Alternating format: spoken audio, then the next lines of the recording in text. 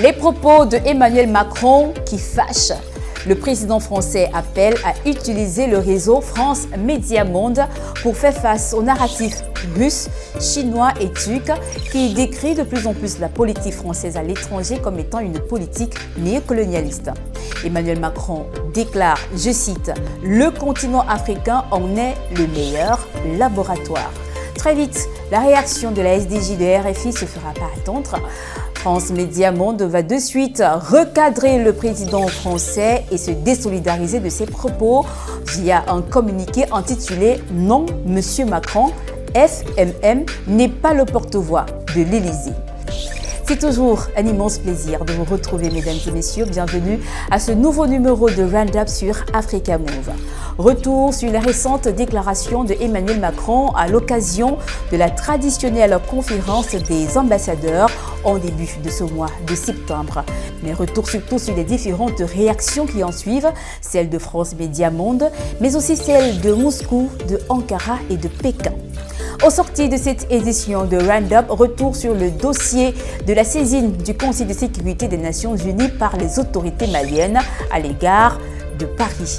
Avec cette lettre envoyée par le ministre des Affaires étrangères et de la coopération internationale malienne, Abdoulaye Diop, dans laquelle le Mali accuse la France d'espionnage, mais également de fournir des renseignements aux terroristes.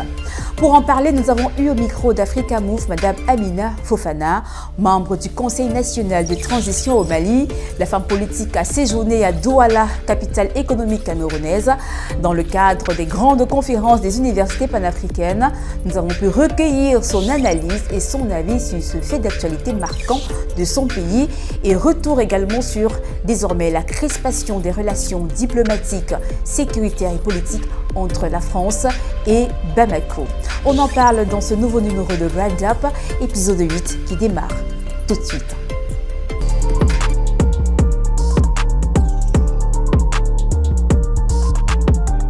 D'influence, je veux ici aborder aussi un levier plus défensif. Et c'est une mission nouvelle des dernières années, mais qui doit être au cœur des missions du réseau. Le monde a changé, je l'évoquais, et notre pays est souvent attaqué. Et il est attaqué dans les opinions publiques, par les réseaux sociaux et des manipulations. Le continent africain en est le meilleur laboratoire. Alors, par tout ce que je viens de dire, je veux qu'on sape en quelque sorte les sous-jacents. C'est parce qu'on aura une vraie politique partenariale qui passe par la culture, le sport, qui valorise nos diasporas, qu'on enlèvera, si je puis dire, les sous-jacents du narratif russe, chinois ou turc qui vient leur expliquer que la France est un pays qui fait de la néocolonisation et qui installe son armée sur leur sol. C'est ça ce qui se passe. Donc il faut casser en quelque sorte déjà parfois les éléments qu'on leur... Jeudi 1er septembre dernier, le président français recevait les différents chefs des missions diplomatiques français dans le cadre de la conférence annuelle des ambassadeurs. Chaque année, du moins depuis 1993, se tient la conférence des ambassadeurs. Objectif de cette rencontre, redéfinir et réorienter la nouvelle stratégie de promotion de la France à l'étranger et dans les organisations internationales. Il faut quand même avouer que cette année, en 2022, la conférence des ambassadeurs français se tient dans un contexte de crise assez particulier. Tout d'abord, la crise économique due à la pandémie de coronavirus, d'ailleurs, qui a plongé le monde entier dans une grande crise économique, et la France qui est touchée de plein fouet. L'inflation n'arrange pas les choses au sein de la société française. La guerre entre la Russie et l'Ukraine n'arrange pas les choses et plonge la France et plusieurs pays occidentaux dans une crise de gaz. Selon plusieurs analystes et observateurs, si les choses ne s'arrangent pas d'ici quelques mois, la France pourrait connaître la pire crise gazière qu'a connue le pays depuis la Seconde Guerre mondiale. Et la troisième raison, celle qui pourrait littéralement faire perdre le sommeil au président français, c'est la perte progressive de l'influence géopolitique de la France sur ce qui fut son précaré africain. Moscou gagne du terrain. C'est connu de tous, le Kremlin a remporté les pays africains tels que le Mali ou encore la République centrafricaine et continue d'ailleurs à multiplier de nombreux accords économiques, des partenariats militaires avec le Cameroun par exemple ou encore avec la République démocratique du Congo qui est le dernier exemple. Voilà donc quelques raisons qui poussent aujourd'hui le président Emmanuel Macron, le président français actuel, à inviter les ambassadeurs de France à passer à l'offensive communicationnelle.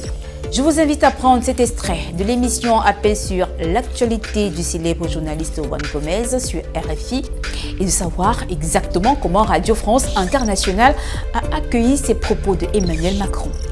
Ouais, pour faire face au narratif russe, chinois ou turc, Emmanuel Macron a ajouté ceci lors de son discours.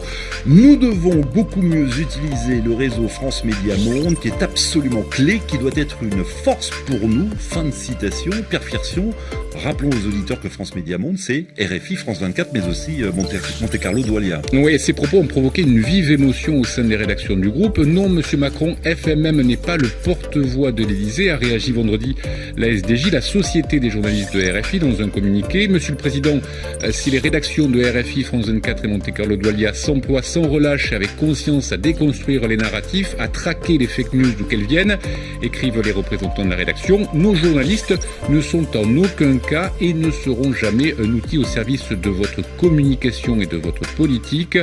Les antennes de FMM ne sont pas des médias d'État, comme ceux existant dans les pays cités lors de votre discours. Nous ne céderons jamais une once de notre indépendance. Le président français, à l'occasion de la conférence des ambassadeurs, annonce officiellement que la France vient de mettre sur pied toute une cellule ou tout un département chargé désormais de contrôler, de recadrer et d'encadrer le discours français, notamment sur le continent africain. On écoute encore cet extrait, on se retrouve pour la suite. De nouveaux moyens ont été alloués à cette lutte informationnelle. Exemple, au sein de la direction de la communication du Quai d'Orsay, une sous-direction veille et stratégie vient de voir le jour. Une nouvelle entité qui travaillera en lien avec l'envoyé spécial pour la diplomatie publique en Afrique. Anne-Sophie Havé, jusque-là ambassadrice de France au Ghana, vient de succéder à Sylvain Ité à ce poste stratégique créé en 2019. Son arrivée n'est pas le fruit du hasard. Anne-Sophie Havé fut durant ses 4 ans à Accra très visible dans les médias et active sur les réseaux sociaux. En parallèle, le ministère des Armées va lui aussi créer une nouvelle structure en interne qui se consacrera à la guerre informationnelle. Selon le site Africa Intelligence, cette entité devrait être pilotée par le général Pascal Yanni qui occupait encore récemment le poste de porte. La grande problématique des propos d'Emmanuel Macron, c'est tout d'abord de savoir si les Africains ne sont pas assez intelligents pour se faire leur propre idée de ce qui est véritablement la politique française sur leur propre continent. L'Afrique a-t-elle besoin aujourd'hui de Ankara, de Moscou ou de Pékin pour se faire une idée de ce que est véritablement cette politique française sur le continent africain ? C'est la grande interrogation, ou du moins c'est la grande problématique. Mais plus encore, les propos d'Emmanuel Macron, le président français, viennent donc nous faire prendre conscience que la France se sent de plus en plus menacée, voire battue sur son propre terrain, qui est celui de la manipulation de l'information et sur la guerre de communication que semble de plus en plus remporter aujourd'hui l'élan panafricaniste. Pour sortir définitivement de ce sujet, prenons ce discours du président russe Vladimir Poutine qui passe un message à tout le bloc occidental et qui nous fait comprendre aujourd'hui que le véritable bloc d'influence géopolitique vient de changer et le nouvel ordre mondial est bel et bien établi. C'est un reportage réalisé par TV100 Monde Afrique dont nous vous proposons un extrait avec le discours de Poutine.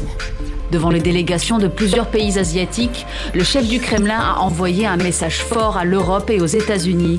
L'avenir de la Russie est désormais à l'Est. Il y a de plus en plus de régions dynamiques et prometteuses dans le monde, et surtout l'Asie-Pacifique. Cette région est devenue un nouveau centre de croissance économique et technologique. Malgré cela, les pays occidentaux tentent de maintenir l'ancien ordre mondial, qui n'est avantageux que pour eux, pour obliger tout le monde à vivre selon les règles qu'ils ont eux-mêmes inventées et qu'ils violent régulièrement. Nous n'avons pas d'approche néocoloniale, impérialiste. Nous les voyons comme des partenaires égaux. C'est pour cela que là, on aime la Turquie en Afrique. Elle est aimée par tous les pays africains parce que ils parlent avec eux de manière égale. Ils les voient comme des partenaires égaux. C'est pour cela que la popularité de la Turquie est en croissance en Afrique et je ne pense pas que ça doit déranger certaines personnes. Et même que si la France a des difficultés à retourner dans des pays africains, nous pouvons l'aider, le soutenir. Lorsqu'on réalise une conférence. Ouvrons à présent l'actualité du côté du Mali avec cette saisine du Conseil de sécurité des Nations Unies. Le dossier est encore sur la table, nous le supposons, du Conseil de sécurité des Nations Unies, même si le Chinois qui en avait la présidence en exercice vient de passer la main au nouveau Français. Nous osons espérer que la tenue urgente de la réunion réclamée par Bamako, qui dit avoir des preuves contre Paris sur des faits d'espionnage et de renseignement des terroristes pour déstabiliser le pays, cette réunion se tiendra certainement dans les prochaines semaines, tel que de nombreux observateurs aujourd'hui l'annoncent. Nous avons rencontré pour avoir davantage notre avis sur les relations très tendues, crispées, limite un divorce entre Paris et Bamako. L'analyse de Amina Fofana, membre du Conseil national de transition au Mali. La femme politique était en séjour à Douala, la capitale économique du Cameroun. Elle y a pris part à la grande conférence des universités panafricaines et elle revient donc sur les relations très tendues entre Bamako et Paris. Quand ils viennent au Mali, ils viennent avec des gens armés à qui ils ont promis qu'ils vont diviser le Mali en deux pour leur donner l'Azawad. C'est ça le deal. Entre l'Occident, pas seulement la France est petite dans cette histoire. En vérité, la France, ce n'est qu'un écran, sinon c'est les États-Unis et l'Angleterre qui sont derrière tout ça. Donc ils les ont armés pour venir agresser le Mali. Et la France s'est assise pour dire que il y a des djihadistes qui envahissent le Mali. Mais quand on tue l'armée malienne, la France n'a pas vu ça. Pendant 9 ans, la France est partie et allée d'échec en échec. La France n'a rien foutu de bon au Mali. La France n'a rien foutu de bon au Mali. C'est pour cela, au bout de 9 ans, avec plus de 20 000 morts, le peuple malien a fini par arriver à bout de la France en la boostant dehors avec l'opération criminelle Takuba. Et maintenant, il reste l'aménagement, la monnaie et ce que je t'ai dit là, pour nous débarrasser complètement de l'impérialisme français occidental, prélaté, dépassé. Les Africains sont en 2022, on n'a pas votre temps, on est dans le panafricanisme, on est dans le patriotisme. Allez-y avec vos armées sur votre continent là-bas. Parce que ce que le Mali a commencé là, vous avez vu que la Centrafrique aussi les a foutus à la porte. Et c'est la porte seulement, la porte de l'enfer qui vous attend. Après la vague de froid que Poutine va vous faire, nous on va vous faire rentrer par la porte de l'enfer. Merci. Voilà, merci à vous de nous avoir suivis pour cette autre édition de Roundup sur Africa Move. Retrouvez les précédentes éditions du tour de l'actualité sur nos différentes plateformes digitales, sur la chaîne YouTube Africa Move TV, sur la page Facebook Africa Move officielle. Retrouvez-nous également sur Instagram Africa Move tout simplement. Laissez-nous quelques commentaires, quelques suggestions. Mettez un like si vous avez apprécié le contenu. D'ici là, nous vous donnons rendez-vous pour la prochaine édition du tour de l'actualité Roundup sur Africa Move. Au revoir.